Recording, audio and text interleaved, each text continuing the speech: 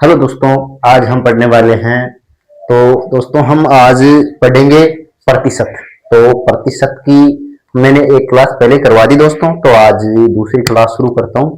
तो जैसे हम ऐसे तुलना करते हैं कि अगर एक का एक के पास में एक की आई की तुलना बी की आई में कम है, कितना प्रतिशत अधिक है, तो वो सवाल मैं आज आपके सामने पेश करने वाला हूं। तो दोस्तों, यदि ए के पास 20 है, पहला क्वेश्चन, यदि ए के पास बी से 20 प्रतिशत 20%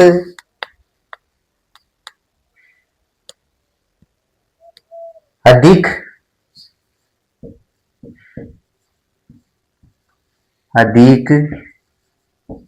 धन है, तो 20% अधिक धन है तो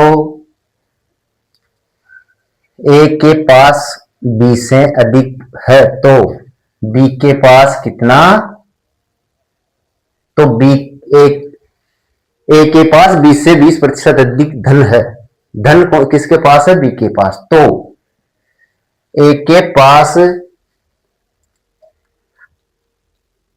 बी के पास ए से कितने प्रतिशत कम धन है? बी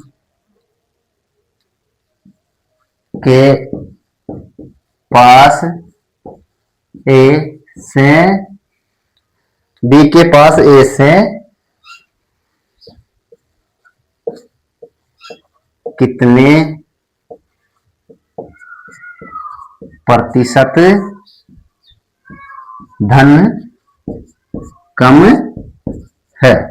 तो दोस्तों, ये सवाल बार बार पूछा जाता है और अच्छी लेवल का सवाल है।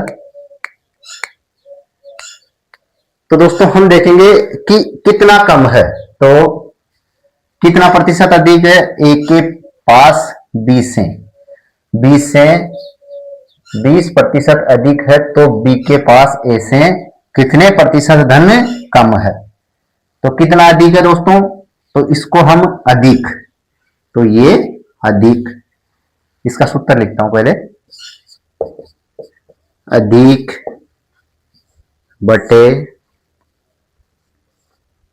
100 प्लस अधिक गुणा 100। तो दोस्तों कितना अधिक है? 20। 100 प्लस 20 गुणा 100। तो दोस्तों ये हो गया 20 बटे 120 गुणा 100।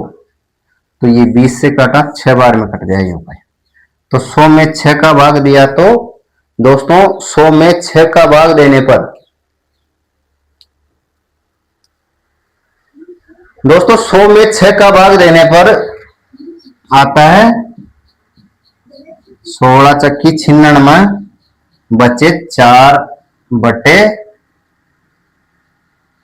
बटे 6।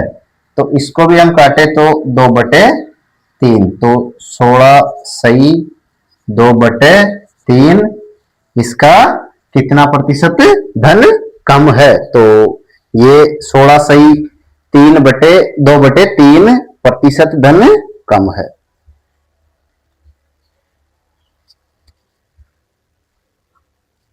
कम है। तो दोस्तों ये हमें उम्मीद है कि आपके समझ में आया होगा।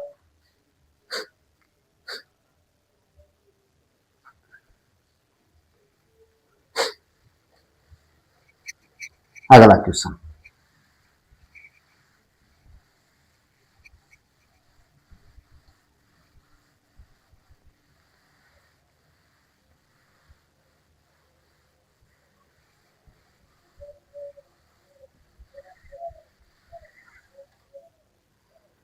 क्वेश्चन, है दोस्तों, इसी प्रकार का है।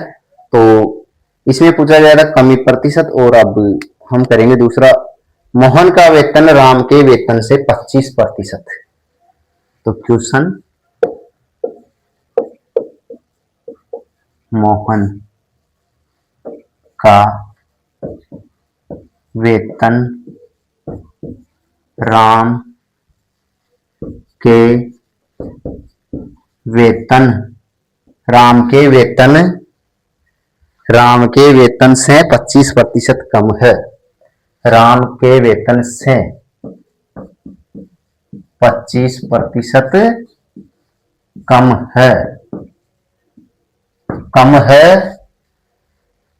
कम है तो राम का वेतन मोहन के वेतन से कितने प्रतिशत अधिक है? तो राम का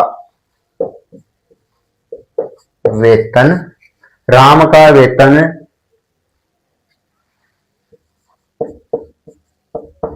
मोहन के वेतन से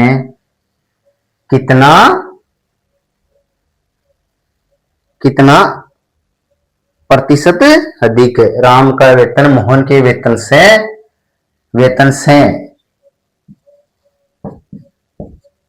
कितना प्रतिशत अधिक है? मोहन का वेतन राम के वेतन से 25% कम है। राम का वेतन मोहन के वेतन से कितना प्रतिशत अधिक है? तो दोस्तों इस सवाल का जवाब आप निकालें, मैं जब तक सोल्व करता हूं इसको। तो मोहन का वेतन राम के वेतन से मोहन का वेतन राम के वेतन से 25% कम है। राम का वेतन मोहन के वेतन से कितना प्रतिशत अधिक है? तो दोस्तों वही तो देखें क्या अधिक है।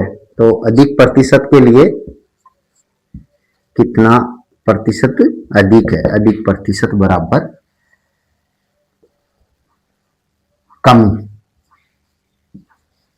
कमी बटा 100 माइनस कमी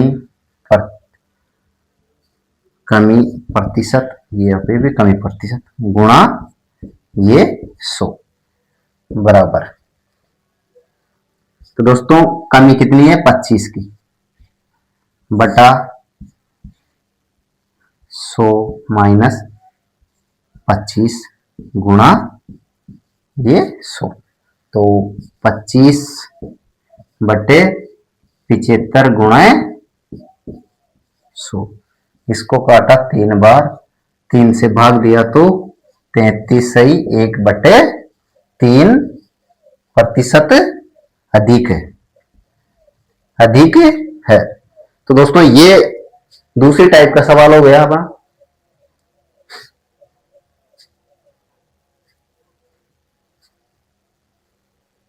ये दूसरी टाइप का सवाल हो गया। अगला टाइप देखते हैं। तो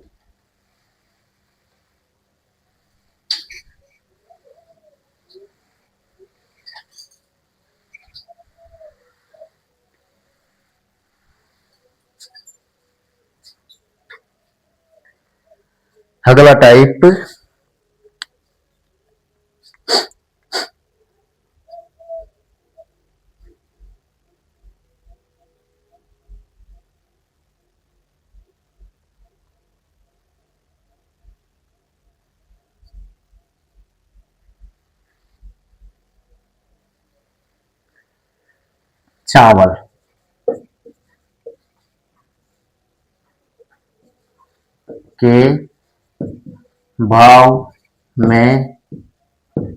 चावल के भाव में अगर 25% की कमी 25% की कमी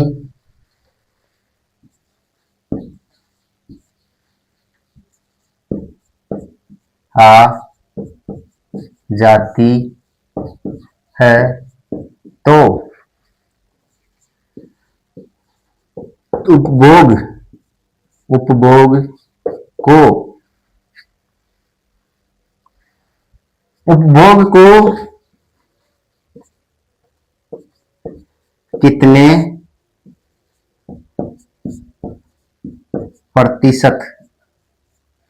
प्रतिशत बढ़ाया जाए ताकि खर्च में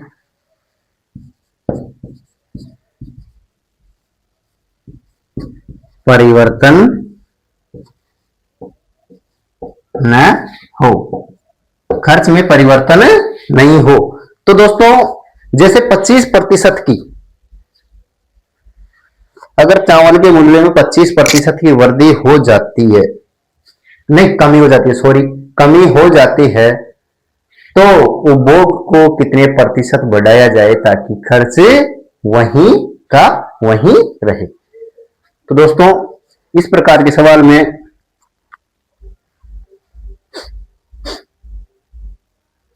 कमी प्रतिशत निकालना है। तो उसी प्रकार से कमी प्रतिशत बटा 100 माइनस कमी गुणा 100, 100 माइनस कमी गुणा 100।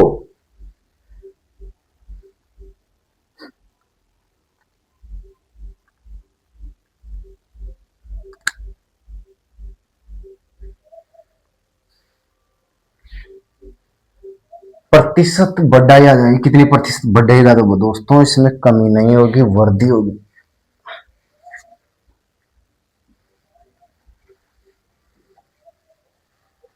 कमी तो हो रही है,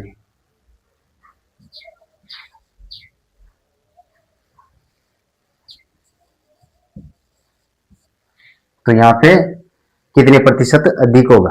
तो वृद्धि कितने प्रतिशत की वृद्धि होगी? तो दोस्तों 25/75 गुणे ये 100, तो ये 3 बार, ये 33 सही 1/3 प्रतिशत की वृद्धि की जा सकती है।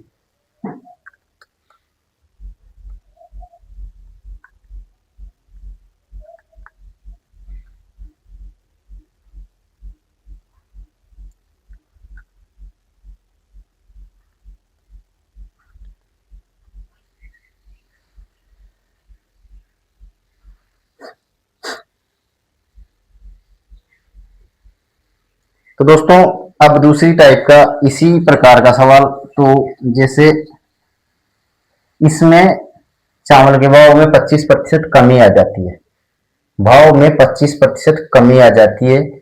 जैसा कि अगर इसमें चावल के भाव में 25% की वृद्धि हो जाती है, वृद्धि हो जाती है, तो उपभोग में कितने प्रतिशत उपभोग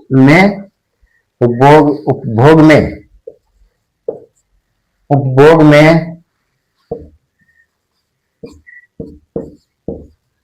कितने प्रतिशत वृद्धि हो जाती है, तो उपभोग में कितने प्रतिशत कमी की जाए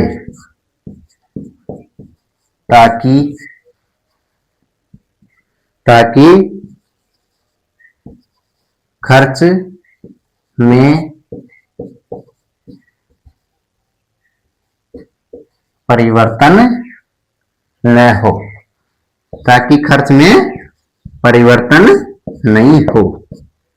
तो दोस्तों अब इसमें हम शुरुआत करते हैं। जैसे अब शुरुआत 25% की वृद्धि हो जाती है, तो जैसे इसमें कमी प्रतिशत पूछ रहा है, कमी प्रतिशत बराबर होता है कमी प्रतिशत बटा 100 माइनस कमी प्रतिशत गुणा 100।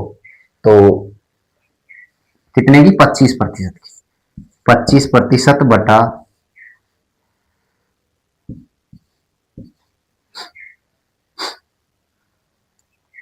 तो वर्दी हो रही है ना, तो 25% बटा 100 प्लस ये 125 गुणा 100, ये 125 हो गया तो 5 बार में कट गया, ये 5 से 20 बार में ये कट गया, तो 20%, 20% की कमी करनी होगी, 20% कमी आएगी, उपभोग में 20% की कमी आएगी दोस्तों।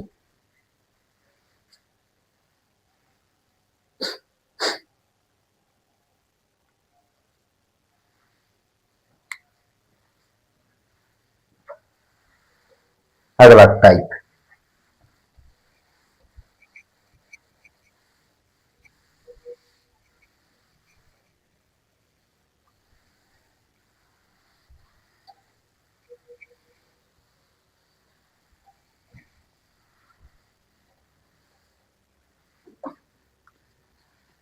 टाइप तो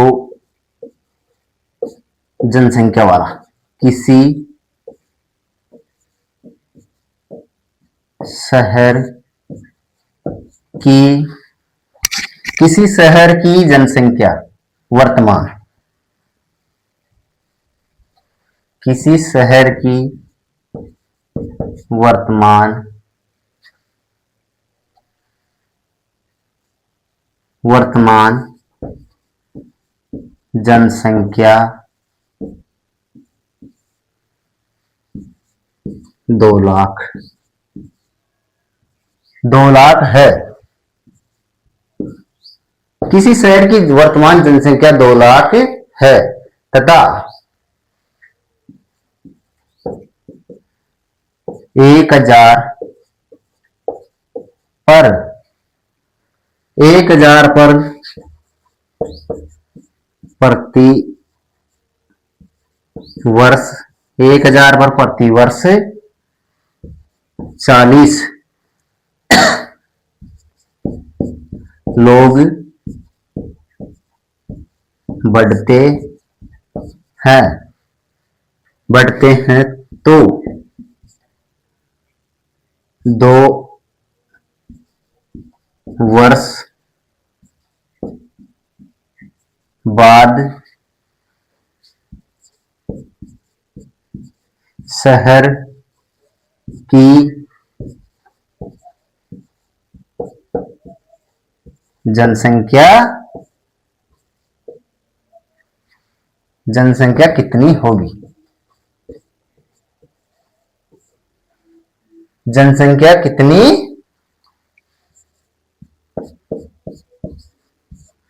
शहर की जनसंख्या कितनी होगी। तो दोस्तों देखिए, किसी शहर की वर्तमान जनसंख्या 2 लाख है, तो और 1000 पर 40 प्रति वर्ष की दर से बढ़ते हैं, 40 प्रति वर्ष की दर से बढ़ते हैं 1000 पर, तो दोस्तों 2 वर्ष बाद इस शहर की जनसंख्या कितनी हो जाएगी। तो दोस्तों इस जनसंख्या वाला, जनसंख्या,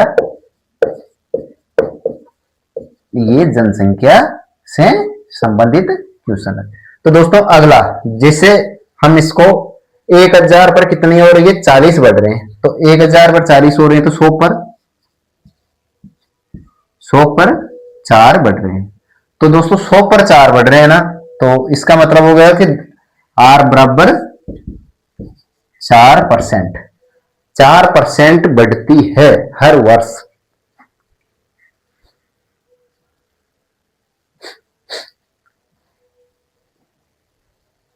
तो दोस्तों मैं इसको 2 तरीके से हल करूंगा। तो जैसे ये 2 लाख, ये 2 लाख गुणा 104 बटे 100 गुणा 104 बटे ये 100, तो इसको इस प्रकार भी सॉल्व कर सकते हैं हम। 2 जीरो से 2 जीरो, 2 जीरो से 2 जीरो, 4 जीरो कट गई इसकी, तो इसको गुणा करें तो अपना काम हो जाएगा, पर ये थोड़ा लंबा पड़ेगा प्रोसेस। फिर हम देखते हैं कि 2 साल, तो 4% है, तो 4 का एक बार, 4 दूनी 8, 8% हो गया। और 1 साल का 4%, तो 4 चौक 16, तो 8.16% बढ़ेगी दोस्तों ये जनसंख्या। कितनी बढ़ने वाली है? तो 8.16% के बराबर। ये निकालो, चाहिए 8.16% निकालो, तो आपको सीधा ये पड़ेगा, जैसे बराबर 2 लाख गुणा 108.16 बटा ये 100। ये 2 जीरो से ये 2 जीरो कट गया। इसको डबल कर दो, सीधी सी बात है, शून्य लगाते रहेंगे। तो 216.32, 216.32, तो कितने जीरो? 3 जीरो। तो 2,16,032, 320, सॉरी, 2,16,320 इसका राइट आंसर आएगा दोस्तों। चाहे तो यहां पर भी करो, 4 दूनी 8 और 4 चौक 16 और 16 दूनी 32। तो ये ऐसे भी हम अगर डिजिट सम भी देखे तो ये 2 आएगा, तो इसमें भी 2 आ रहा है, इसमें ये आंसर तो आपको ये वाला सीधा पड़ेगा।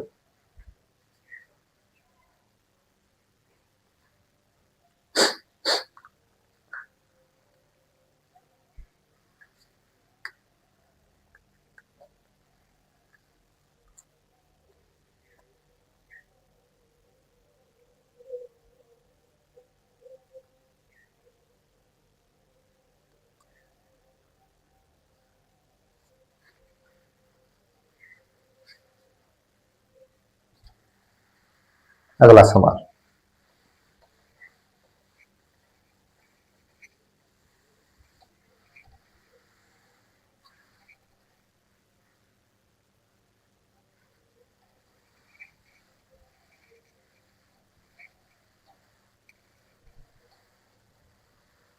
अगला सवाल देखेंगे दोस्तों कि पहले वर्ष कितने प्रतिशत की कमी होती है और दूसरे वर्ष कितने प्रतिशत की कमी होती है।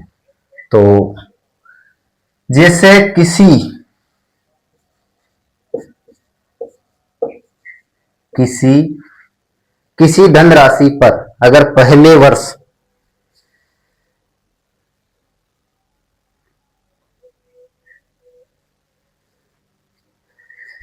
किसी धनराशि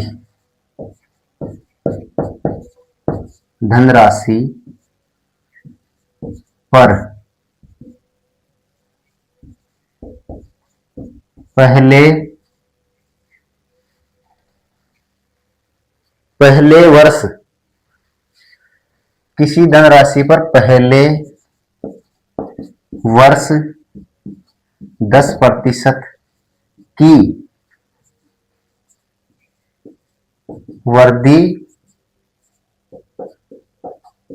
होती है तथा अगले वर्ष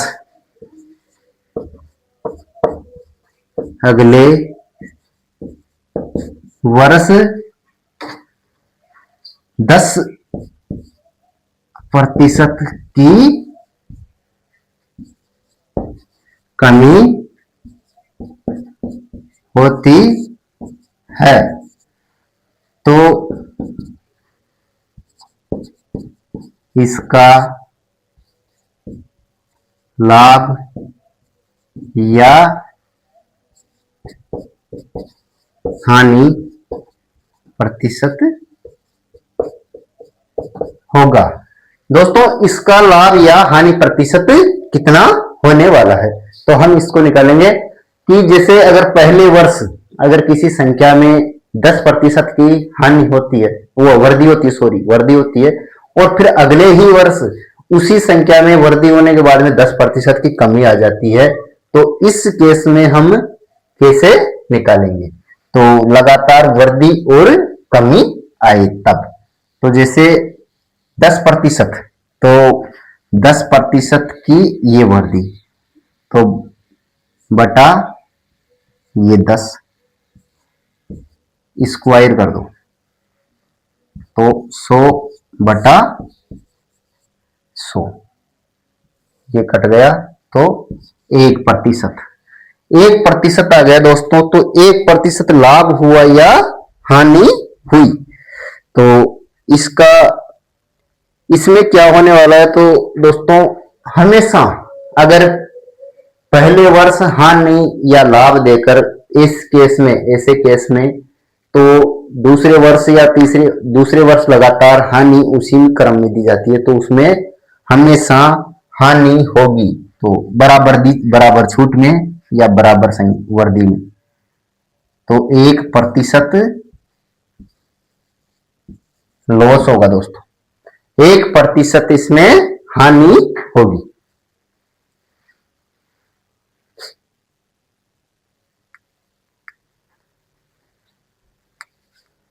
अगला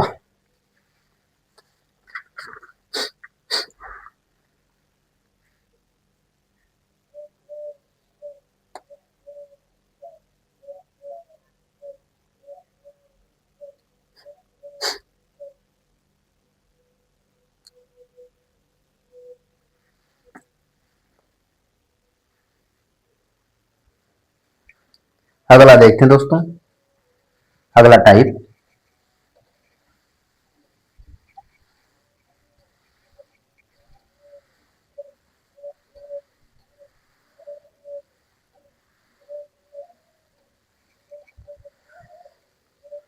आगे चलते हैं। तो आगे का टाइप है दोस्तों, यदि किसी वृत्त की त्रिज्या या वर्ग की भुजा प्रतिशत बढ़ा दी जाए, तो उस केस में उसका क्षेत्रफल कितना बढ़ जाएगा।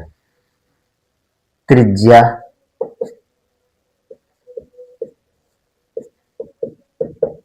बढ़ाने पर, त्रिज्या बढ़ाने पर।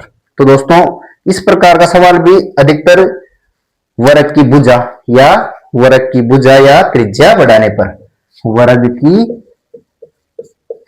की भुजा या त्रिज्या बढ़ाने पर, इस केस में क्या होता है दोस्तों कि इस केस में इसका सूत्र होता है दोस्तों, पहले सूत्र लिखा देता हूं। तो सूत्र होता है 2p plus minus 2p plus minus p बटा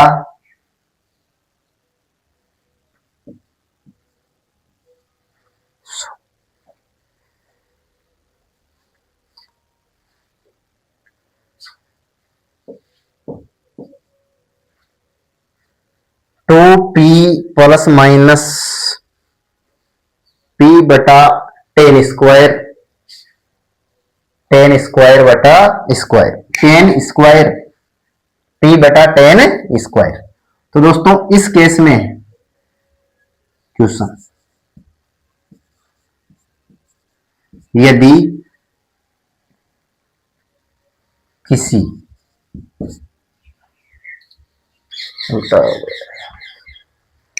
यदि किसी